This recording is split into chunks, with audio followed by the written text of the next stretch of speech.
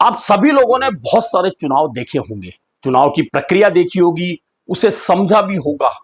और एक चीज सब लोगों के सामने आई होगी कि कोई भी चुनाव होता है उसमें वोटिंग होती है। वोटिंग के बाद में जब परिणाम आता है और परिणाम में विजेता वही घोषित होता है जिसके सर्वाधिक वोट आते हैं।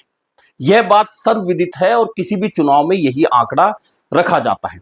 लेकिन क्या आपने यह भी देखा है कि चुनाव हो गया, मतदान हो गया, वोटिंग हो गई, लेकिन वोटिंग के बावजूद अगर सबसे ज्यादा वोट लाने वाला चुनाव नहीं जीते और दूसरा व्यक्ति जीत जाए, तो आप कहेंगे क्या यह चुनाव प्रक्रिया सही है? तो कोई भी कहेगा नहीं, यह चुनाव प्रक्रिया सही नहीं है।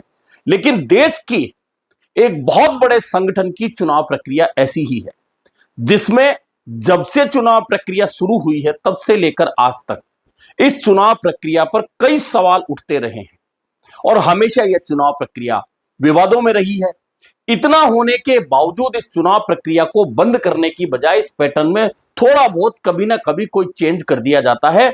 इसके अलावा इसमें कोई बदलाव नहीं होता और कोई भी बदलाव नहीं होता। यही कारण है कि यह चुनाव प्रक्रिया विवादों से घिरी हुई है।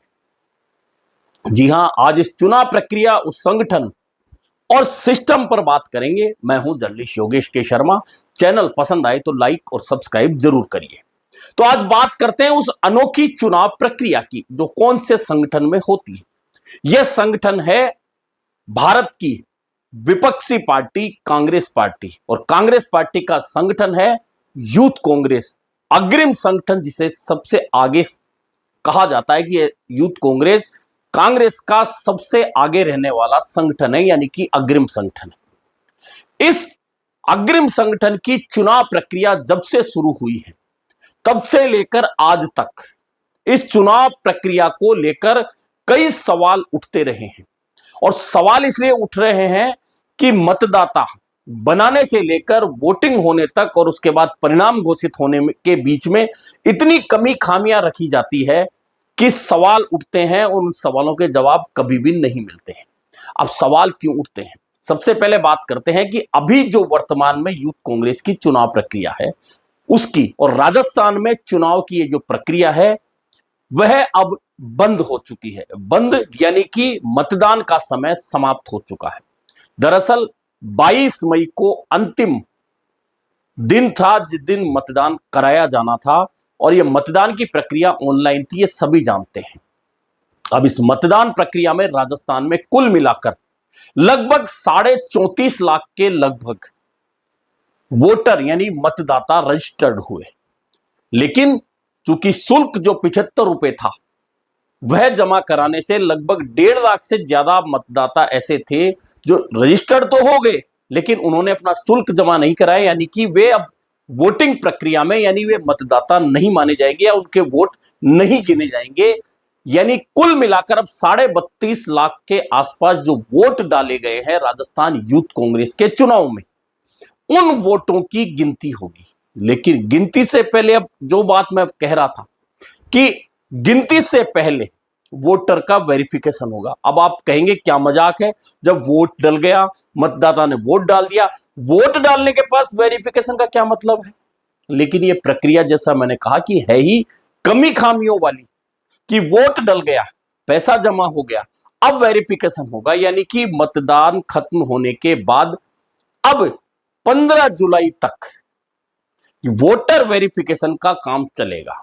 यानी कि वेरिफिकेशन किया जाएगा कि वह मतदाता सही है, उसने जो अपना वेरिफिकेशन के लिए जो भी कागज प्रस्तुत किया है जिसको यूथ कांग्रेस में जरूरी माना गया था वह सही है। सही है तो उसका वोट गिना जाएगा, नहीं है तो या तो रिजेक्ट किया जाएगा या फिर उसे होल्ड कर दिया जाएगा और फिर उन्हें 7 दिन का समय दिया जाएगा। समय देने के बाद में अगर वह मतदाता संतुष्ट कर पाया चुनाव प्राधिकरण जो चुनाव आयोग का है तो उसका वोट गिनती में मान लिया जाएगा। यह चुनाव प्रक्रिया होगी और उसके बाद में अगस्त तक संभव है कि इसके तमाम परिणाम सामने आ जाएं कि किस नेता को कितने वोट मिले जिसने वोट डलवाए थे। लेकिन अब असल खेल है। असल खेल यह है, एक तो वोट डालने के बाद में मतदाता वेरिफिकेशन। अब गड़बड़ियां जो होती है यहां होती है, जिस व्यक्ति के पक्ष में पलड़ा झुकाने वाली बात होती है आरोप लगना यहां शुरू होते हैं और वोट रिजेक्शन का जो काम होता है बड़ी संख्या में होता है। और वोट रिजेक्शन कई बार उस नेता के ज्यादा कर दिए जाते हैं जो जीत की दहलीज पे खड़ा हो या उसके सबसे ज्यादा वोट आए और उसके वोट रिजेक्ट कर दिए जाते हैं। पिछली बार भी इस तरह की शिकायतों के बाद में चुनाव का परिणाम बदला गया था, लेकिन अभी भी पैटर्न वह का वह है। अब जब वेरिफिकेशन होगा तो निश्चित मान के चलिए जब रिजेक्शन और होल्ड का मामला आएगा तब ये शिकायतें तेजी के साथ होगी। फिर भी जब वोट गिनती हो जाएगी किसके कितने वोट मिले, यह जब सारा सब कुछ सामने आ जाएगा निकलकर, तब पता चलेगा कि आखिरकार किसके पक्ष में कितने वोट आए। अब आप कहेंगे जिसके पक्ष में सर्वाधिक वोट आएंगे वह राजस्थान युवा कांग्रेस का अध्यक्ष बनेगा। बिल्कुल नहीं बनेगा। क्यों नहीं बनेगा? क्योंकि उसके बाद जो एक प्रक्रिया रखी गई है साक्षात्कार की, यानी कि वोट अगर कम आए और आप तीसरे नंबर पे हैं लेकिन साक्षात्कार होगा, क्योंकि उस साक्षात्कार में कांग्रेस के नेता और लोकसभा में नेता प्रतिपक्ष राहुल गांधी बैठेंगे।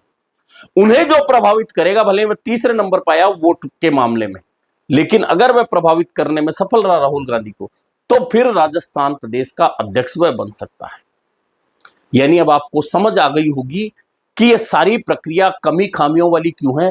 एक तो जब भी आप मतदाता बनते हैं किसी भी चुनाव में, आप एक फॉर्म भरते हैं, फॉर्म भर के आप जमा कराते हैं, बीएलए आपके घर आता है, चेक करता है और वेरिफिकेशन करता है, फिर आपका मतदाता सूची में नाम शामिल होता है। उसके बाद आप वोटर हो जाते हैं। उसके बाद आप आई कार्ड लेकर वोट डालने जाते हैं और आप अपनी वोटिंग प्रक्रिया में हिस्सा लेकर आ जाते हैं। यानी यह तो मतदाता बनने का है। लेकिन यहां पहले वोट डाले जाएंगे फिर बाद में वेरिफिकेशन होगा, जबकि अगर खामी दूर ही करनी थी तो मतदाता जब बन रहे थे वोट बाद में गिने जाते, पहले उसका वेरिफिकेशन होता कि हां यह मतदाता सही है, अब यह वोट डालने के काबिल है और उसका वोट डलवाया जाता। लेकिन पहले वोट डलवा लिए गए, अब वेरिफिकेशन होगा। यानी कि जो गड़बड़ी का सबसे बड़ा आरोप जिस प्रक्रिया में लगता है वह प्रक्रिया वैसे की वैसे रखी गई है।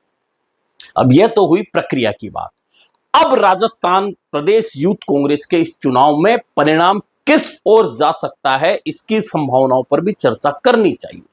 तो इसकी संभावनाओं पर चर्चा करें तो मुख्य रूप से मुकाबले में 3 उम्मीदवार, जो मैंने पहले दिन से कहा था जब प्रक्रिया शुरू हुई थी तब से, अभिषेक चौधरी जो एनएसयूआई के पूर्व अध्यक्ष हैं, अनिल चोपड़ा जो चुनाव हार चुके हैं जयपुर लोकसभा ग्रामीण का, और राजेंद्र परसवाल एक नया चेहरा एंट्री है जो सीकर का। 3 उम्मीदवार हैं। तीनों के बीच में सबसे ज्यादा वोटों का बंटवारा हुआ है। हालांकि उम्मीदवार 20 से ज्यादा रहे हैं, लेकिन उन 20 से ज्यादा उम्मीदवारों में जितना वोट, मुश्किल से 6 या 7% कुल मिलाकर जो वोट डाले गए हैं 34.5 लाख, और उनमें से 32.5 लाख ने पैसा जमा कराया है, शुल्क जमा कराया है। उन 32.5 लाख में से करीबन 6%, 7%, यानी कि आप सोच सकते हैं लगभग 2-2.5 लाख वोट जो हैं वो उन बाकी तमाम उम्मीदवारों में बट गए हैं।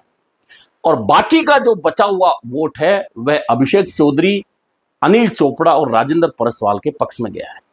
अब किसके पक्ष में कितने वोट आएंगे ये अलग बात है, लेकिन जो छनकर खबर आ रही है, मतदाताओं से जिस तरह से बात हुई है, जिस तरह के कैंपेन चले हैं, जिस तरह से वोटिंग डलवाने का काम हुआ है, जिस तरह से जमीन पर रहकर काम हुआ है, उस हिसाब से अब तक अनिल चोपड़ा और अभिषेक के बीच में टक्कर तो है, लेकिन अभिषेक चौधरी और अनिल चोपड़ा के बीच में फासला बहुत ज्यादा बड़ा है। कहा जा रहा है कि अभिषेक चौधरी की जमीनी तैयारी पहले दिन से ज्यादा थी, और ज्यादा थी इसलिए उनके पक्ष में लगभग 45 से 50% तक वोट मतदाता के गए हैं। इस तरह का एक आकलन लगाया जा रहा है। संभावना जताई जा रही है कि जो 32.5 लाख वोट हैं उनमें से अब वेरिफिकेशन, रिजेक्शन, मैंने कहा होल्ड, यह जब होगा इसमें किसको कितने वोट इधर से उधर होंगे, किनके रिजेक्ट होंगे, बात की बात है। लेकिन अभी तक के 32.5 लाख जो वोट डाले गए हैं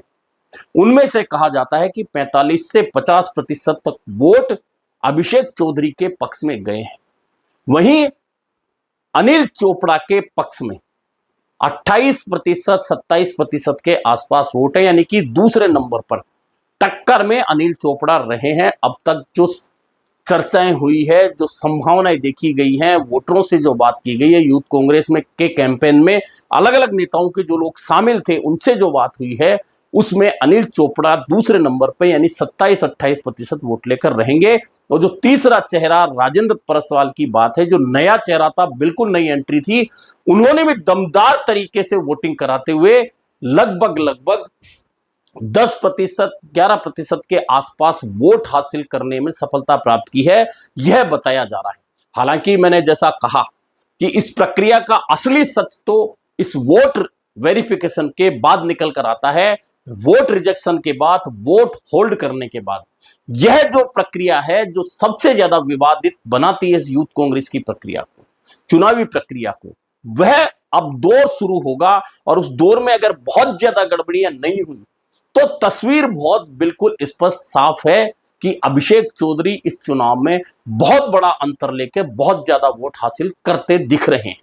हालांकि यह परिणाम बताएगा, और परिणाम जैसा मैंने बताया कि वोट आप कितने भी ले आए, लेकिन जो 3 कैंडिडेट जिनके सर्वाधिक वोट आएंगे वह साक्षात्कार में शामिल होंगे। उन्हें साक्षात्कार के लिए दिल्ली कॉल किया जाएगा, और कॉल किया जाएगा तो फिर वहां उस साक्षात प्रक्रिया में एक नंबरिंग गेम रखा जाएगा। उस नंबर में किसके कितने नंबर आएंगे वह वोटिंग के अंदर जोड़े जाएंगे, और यह जोड़ बाकी का खेल भी सारी गणित को बिगाड़ देगा।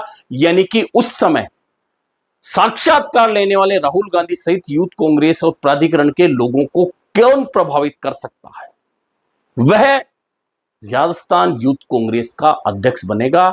यानी कि तमाम प्रक्रिया इतनी लंबी और क्लिष्ट और विवादित होने के बावजूद अभी भी यह नहीं कह सकते कि सर्वाधिक वोट लेने वाला व्यक्ति ही यूथ कांग्रेस का अध्यक्ष बनेगा। उसके स्थान पर तीसरे नंबर पर आने वाला भी अध्यक्ष बन सकता है, बहुत बड़े अंतराल से दूसरे नंबर पर रहने वाला भी अध्यक्ष बन सकता है। और अगर सही सब कुछ सही रहा, वोटों को वरीयता दी गई, तो निश्चित मानिए कि फिर मतदाता ने जिस युवा नेता को चुना है वही राजस्थान प्रदेश यूथ कांग्रेस का अध्यक्ष बनकर सामने आएगा। अभी के लिए इतना ही, फिर मिलेंगे नए मुद्दे पर चर्चा के साथ।